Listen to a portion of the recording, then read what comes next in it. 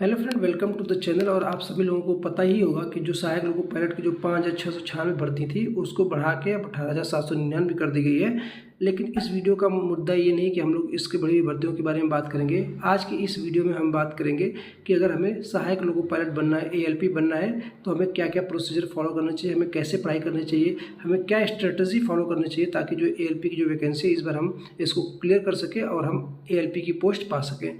दोस्तों, मेरा नाम आशीष है, मैं एक रेलवे एम्प्लॉय हूँ, तो इसलिए मैं आपको बखूबी बता सकता हूँ कि आपको अगर लोको पायलट का एग्ज़ाम क्लियर करना है तो आपको कैसे पढ़ाई करनी पड़ेगी।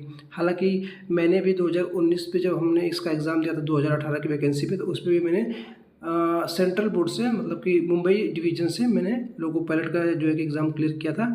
तो इसलिए मैं आपको अच्छे से बता सकता हूँ कि आप कैसे एग्ज़ाम को क्लियर कर पाएंगे। तो चलिए दोस्तों, इसका हम प्रोसीजर जान लेते हैं कि हमें अगर लोको पायलट बनना है, लोको पायलट का एग्ज़ाम क्लियर करना है, तो हमें कैसे पढ़ाई करनी पड़ेगी। इसके अलावा दोस्तों, जो आप ये जो वैकेंसी इंक्रीज देख रहे हैं, जो वैकेंसी इंक्रीज हुई है, इसके लिए आपको परेशान होने की ज़रूरत नहीं है कि मैंने उस बोर्ड में मतलब फॉर्म भरा है जहाँ से कम वैकेंसी इंक्रीज हुई, तो मैं क्या दूसरी बोर्ड में भी फॉर्म भर सकता हूँ। तो इसके लिए बाद में जो इसकी वेबसाइट है रेलवे बोर्ड की, वहाँ पे प्रकाशित की जाएगी। तो इसके लिए आप इसकी वेबसाइट चेक करते रहिए। अगर आपको इसमें मौका मिलेगा कि आप अपना जोन भी चेंज कर सकते हैं। ठीक है, चलिए हम प्रोसीजर जान लेते हैं।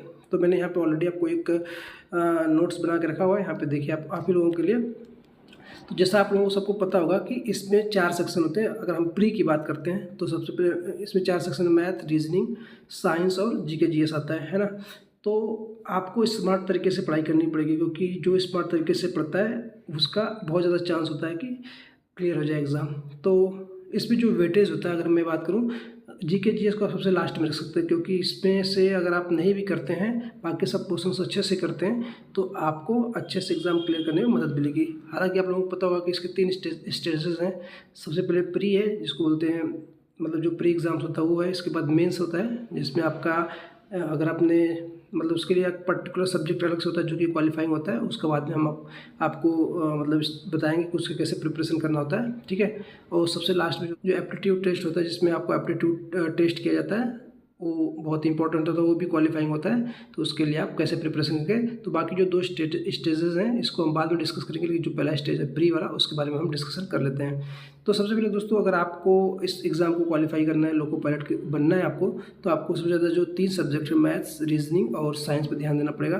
क्योंकि ये जो 3 सब्जेक्ट हैं, यही जो है कि आपको एग्ज़ाम क्वालिफाई कराएंगे। अगर आपका GK GS स्ट्रॉन्ग नहीं है, हालांकि GK GS अपने आप में बहुत वास्ट होता है, इसलिए अगर आप चाहें तो GK GS को स्किप कर सकते हैं, बट आपका मेन फोकस साइंस पे भी होना चाहिए। साइंस में स्पेशली हम बात करें तो आपका बायोलॉजी सबसे पहले सबसे अच्छा होना चाहिए। बायो से ज़्यादा क्वेश्चन आता है। फिर इसके बाद आपको फिजिक्स, इसके बाद आपका जो है कि केमिस्ट्री है ना। केमिस्ट्री में फार्मूलाज ज़्यादा क्वेश्चन पूछे जाते हैं, विटामिन से क्वेश्चन पूछे जाते हैं, तो इसलिए केमिस्ट्री को आप बाद में कर सकते हैं। लेकिन सबसे ज़्यादा इंपॉर्टेंट साइंस में आप देंगे बायोलॉजी को। ठीक है, इसके बाद रीजनिंग तो मुझे लगता है आप सभी लोगों को पता होगा। तो रीजनिंग का आप अच्छे से कर सकते हैं। ऐसा कोशिश कीजिए कि रीजनिंग के जितने क्वेश्चंस आपको मिले, आप सबको अच्छे से अटेम्प्ट कर पाएँ। टाइम मैनेजमेंट का अच्छे से ध्यान रखते रहिएगा।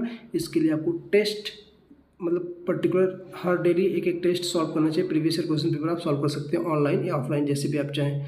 मैथ्स अपने आप में बहुत इंपॉर्टेंट रोल प्ले करता है। अगर मैथ्स आप अच्छे से पढ़ लेते हैं तो मैथ्स के क्वेश्चन गलत होने के चांस बहुत कम होते हैं। ऐसे में मैथ्स आपको बहुत ज़्यादा हेल्प करेगा।